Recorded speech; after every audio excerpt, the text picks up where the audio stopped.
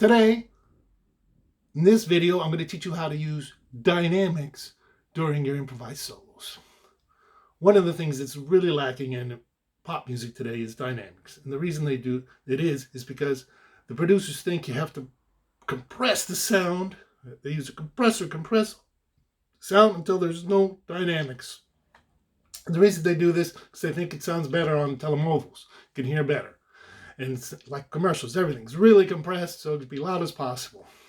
Well, when you're playing 3 or 4 choruses of jazz improv and it's all loud, it's not very interesting. And it becomes monotonous, just loud all the time, like a rock guitar solo where they just play the notes all the way through. It just starts to irritate you after a while, and it becomes boring, and you don't want to play boring solos. So, I think it's horrible in pop music today. Horrible technique. They need more dynamics like in the old days, like when I was a kid in the 70s when they used dynamics. Okay, so in my previous videos, I give you a bunch more other techniques. So please subscribe to my channel and listen. I'll post below my improv lessons to get ideas on how to be creative. You want to be creative, not just playing scales and arpeggios. You want to have ideas, creating ideas, and using dynamics is one of those techniques. So now I'm going to give you some techniques on how to include dynamics in your solos. Seems pretty obvious, doesn't it? Well, here's a good one. Start right off. I hear a lot of soloists do this. Michael Brecker, Randy Brecker, the Breckers, everybody. Coltrane, Miles use this technique. They'll be playing through a head, and then when they come in, they look at the rhythm section and give a little signal, and they start playing very quietly. And then they build their solo, and build it, and build it, and build it, and build it. Creates interest. Very common technique of the masters. Do this. They all do this because they know. Now I'm telling you.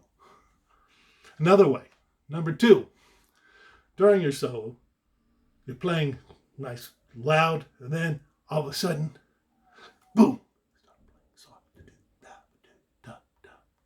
Or when you're playing soft, then you all of a sudden play loud. Wake up! It's like saying, wake up! Another way is to alternate between loud and soft, like 2 different instruments. Clark Terry used to do this a lot.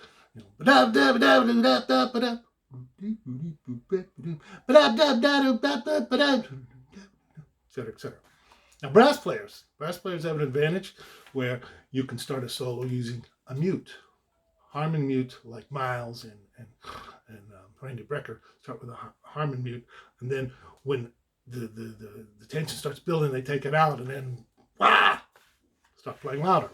Another way to change your dynamics and your sound. So what you want to do, what this does, it creates a climax in your solo. You want to have climaxes in each individual chorus, if you're playing multiple choruses, to bring it up and down, and also throughout your whole solo.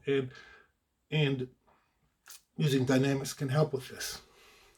So that's one more technique, and I'm going to tell you more about climaxes, not now, because that's about a 10-minute video of about how to build your solo and where you should climax. And this is a universal mathematical formula that's used in all the great musicians, and many of the classical composers use this exact formula to create the climax in their compositions, and the jazz soloists also. So this is another way. I'll play a little bit just to show you some dynamics, a little bit of Summertime, really quick. A couple of choruses here.